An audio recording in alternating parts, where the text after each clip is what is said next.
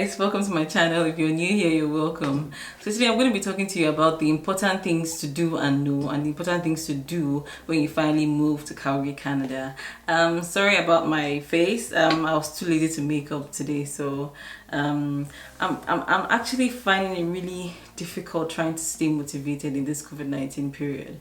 I don't know if I'm the only one experiencing this, but if you're also experiencing this kind of difficulty with self-motivation, please leave me a comment down below and then we can talk about it. But really, I am struggling to motivate myself every day, and I just need some other kind of motivation, really, because this self-motivation thing really is not easy. Anyways, I digress. Let me go back to what I was saying. Anyways, before I continue, have you subscribed? Please click the subscribe button and also click the bell button beside the subscribe button for regular updates.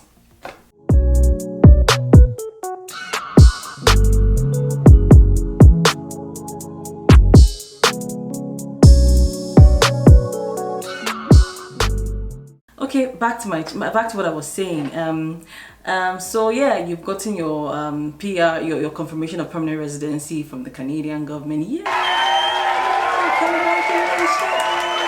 But then again, there's so many things that you need to know, and there's so many things you need to do when you get here in Calgary, Canada. So I'm talking about Calgary to be precise, because but I don't know about every other city, but I'm guessing they are pretty much the same.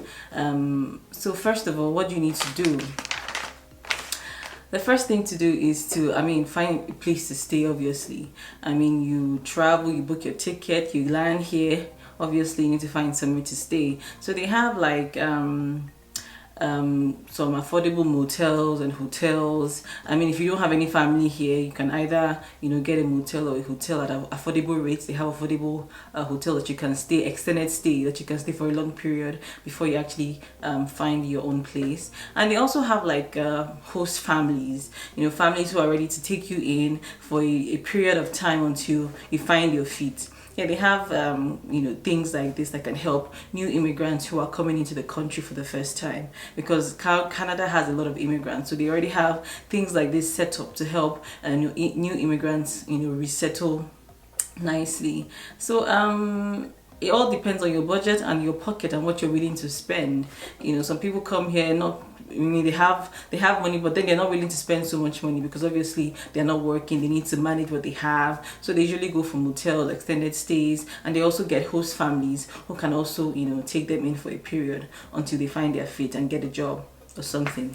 And the next thing will be to obviously explore your community. Wherever you're staying, explore the community, find out exactly where to buy groceries, find out the African stores around, try to get to know people around you. The more you know people, the better your chances of actually building relationships, building connections. And they are able to tell you their own experience. They're also able to give you good advice on where to find stuff. They also have some places where you can also get if you come here and you have no clothes, like for example if you're a refugee, you got into Canada, you didn't come with clothes, you didn't come with money, you didn't come with all those things. They have places like the food bank where you can actually go and actually get food. So those places obviously need to qualify to for you to be given food. Not just anybody can work there. If you're earning a good salary, they don't expect to see you there. It's only for people who are less privileged, who are unable to afford these things, that can actually go there and get food. They also have places where you can go to find to get clothes as well. There are vouchers for clothes. All this information you can find not-for-profit organizations set up by the government who can actually help you with these things. They give you so much information that things that you didn't even know that you qualified for. So once you get here, they tell you about these things where you can actually get help, food, clothing, furniture, at good rates. They give you all this they give you all this information, and it's good to take advantage of them. That way you're not spending too much money trying to buy new things. They have all these things stock up somewhere, and they expect you to come and get them and use them because you qualify for them. So an example of a not-for-profit organization that I'll recommend will be CCIS. I'll leave the name down below. And also Siwa is majorly for only women. So these two in Calgary are very good. And they give you, once you get there, they give you a resettlement counselor and also give you an employment counselor. So these two counselors are able to, see you through the entire process of your resettlement, and also seeing you, show you to the process where you understand the Calgary system or the Canada system of the employment process. So they put you through and they tell you exactly what you need to know regarding these areas, so you can actually resettle down nicely and also get a job eventually. It's advisable to go to these two not-for-profit organizations, CCIS and CIWA. They're very good. And once you go there, in fact, most of your problem is solved, really, because they actually call regularly, they check up on you, they help you with your taxes and all those things. So you're not really alone. They make you feel like you're not alone, so you have someone to talk to. Imagine coming here as a skilled worker, you're a single lady, you come here alone, you have nobody. It's challenging, and you're also of a different skin color, so it's very challenging. So you need to go there. They give you a listening ear and also help you with so much information that you didn't even know you needed. All right, so let me not digress. Let me jump to the next point. The next point is to actually apply for your social insurance number. So that is very important. You need to file your social insurance number. That number is very sacred to you. It's like your social security number in the US. So, and this number you're not supposed to actually give to anybody, to just anybody. You're only supposed to give it to your employer. And I think that's pretty much it, because you don't want anybody stealing your identity. That number is basically your identity. So anybody, if it leaks into the wrong hands, they can carry out identity theft on your account and you wouldn't know about it. So you need to keep that number safe. So where can you get this number? You need to go to Service Canada to get this number. So once you land into Calgary, you need to check on Google for any Service Canada location.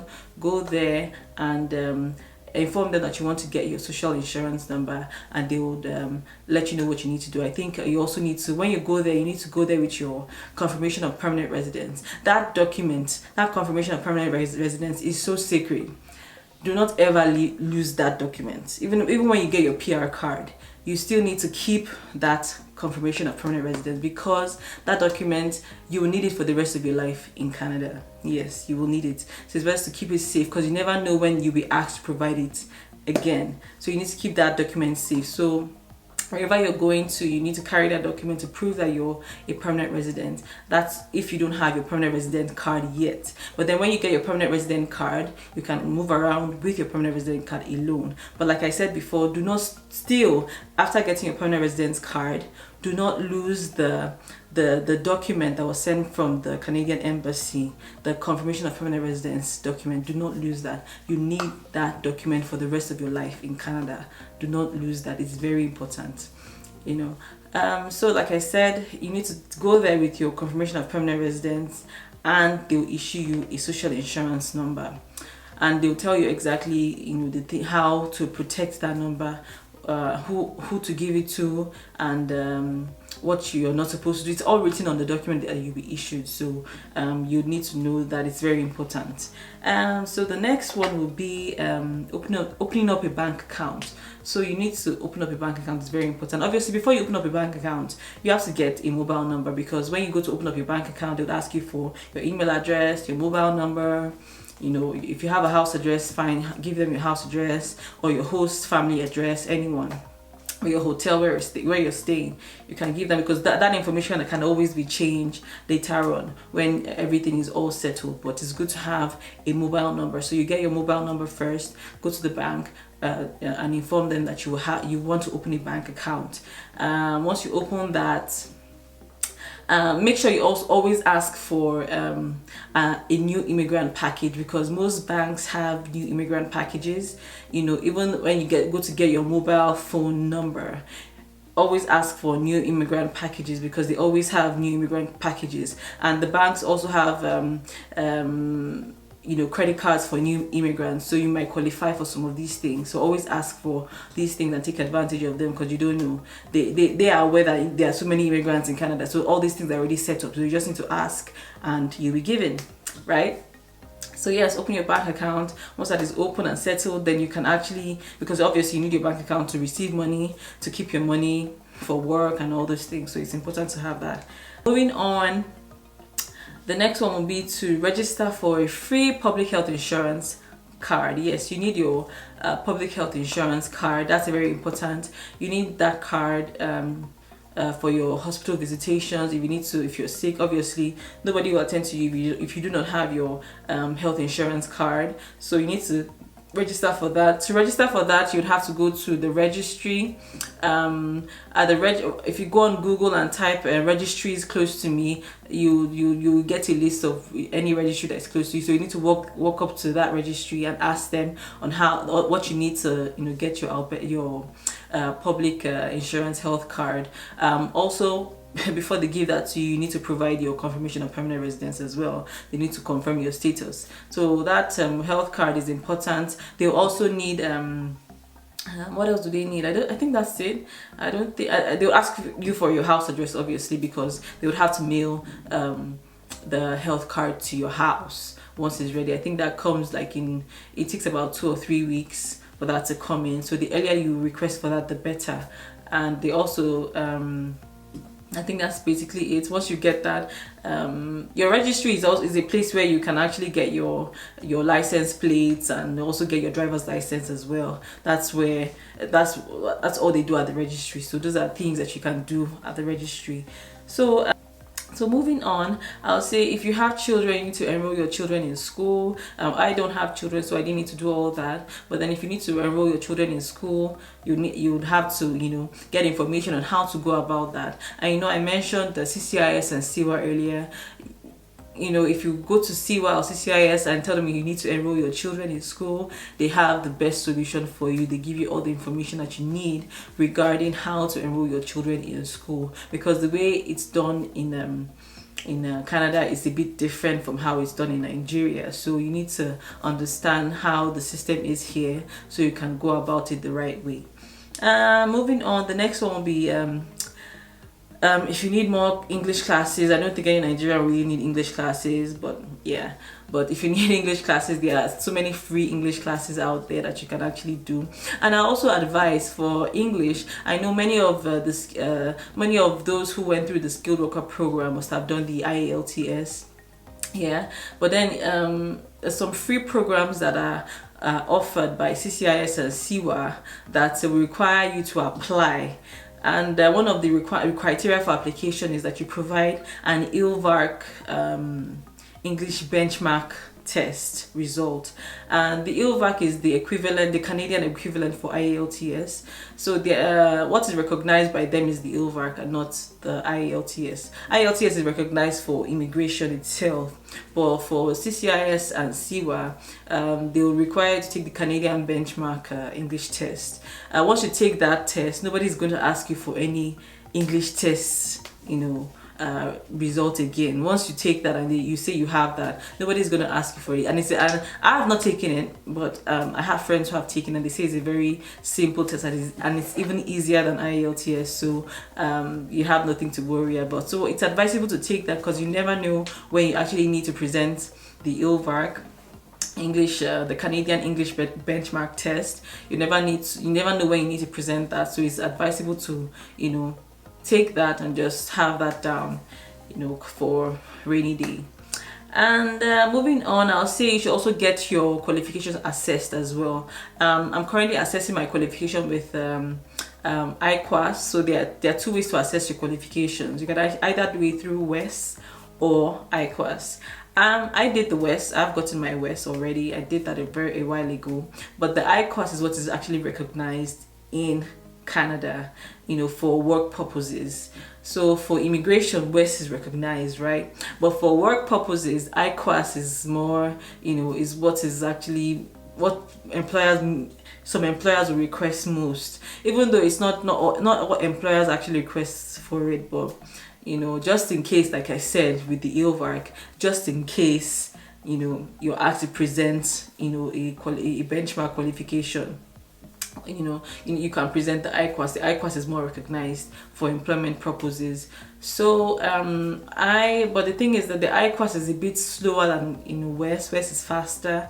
IQAS, I think I started my evaluation in January, and up until April I have not still gotten my results yet. So it's been like 4 months and I'm still waiting. But but once you apply, they'll tell you that it takes a while, and I think COVID-19 is also adding to it. So they're not working their full the full work hours. So maybe that's what's holding my documentation back. But we'll see. But I know it takes longer than a West. I got it I think West took about a month. Yeah.